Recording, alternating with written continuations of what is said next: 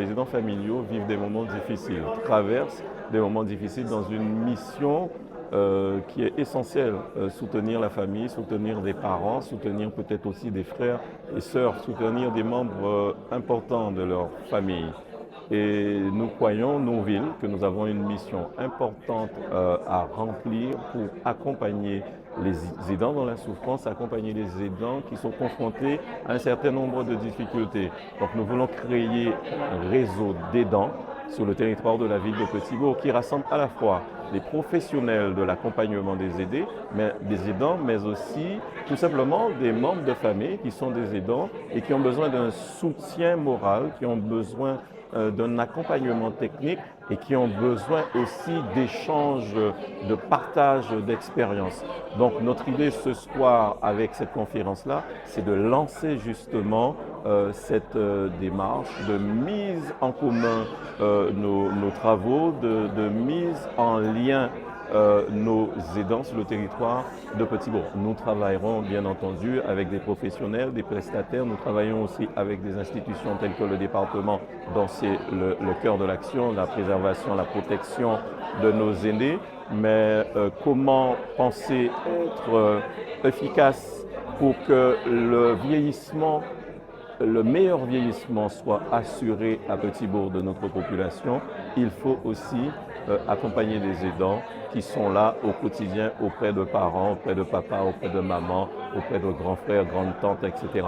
Donc voilà, nous sommes ici ce soir pour pouvoir lancer cette démarche-là. Parce que le plus souvent couramment, quand les aidants ne sont pas formés, il existe la maltraitance puisqu'on ne connaît pas la maladie, on ignore. Nous avons des aidants qui s'essoufflent, qui sont épuisés physiquement, psychologiquement, moralement. Il y a le burn-out des aidants. Donc, tout l'intérêt de mettre en place ce réseau pour eux. Et aujourd'hui, nous avons eu une conférence débat qui parle des aidants et qui dit effectivement en ces termes « aidants qu'apprend gaz ». Nous sommes l'un des départements les plus vieux. Donc, nous avons tout intérêt à nous armer d'outils pour nous permettre de mieux accompagner ces personnes.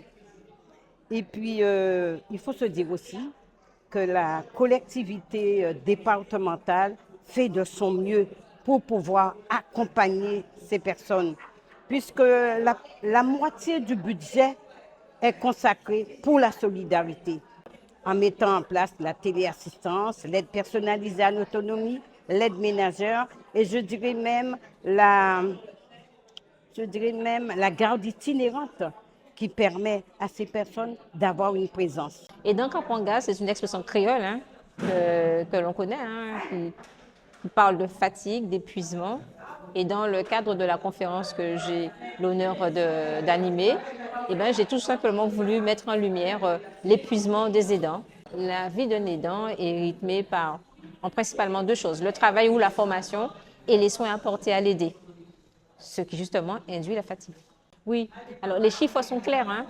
6 aidants sur 10 ne se reconnaissent pas en tant que tels. C'est-à-dire que pour l'aidant, c'est tout à fait normal d'aider l'autre. C'est dans l'ordre des choses. Parce que c'est mon mari, parce que c'est ma femme, je suis mariée pour le meilleur et pour le pire. Parce que c'est ma maman, parce que c'est elle qui m'a éduquée, parce que c'est elle qui m'a apporté de l'amour. Donc, naturellement, je vais aider l'autre, je vais lui apporter un soutien. Donc, effectivement, c'est bien de le dire, les aidants, souvent, ne se reconnaissent pas en tant que tels. Et pourtant, c'est une réalité, ce sont des aidants. Il faut accepter ce mot-là, l'intégrer dans son entièreté et l'intégrer dans ce quotidien. Je suis aidant, donc je suis et je fais. Aidant, prenez soin de vous afin de mieux prendre soin de l'autre.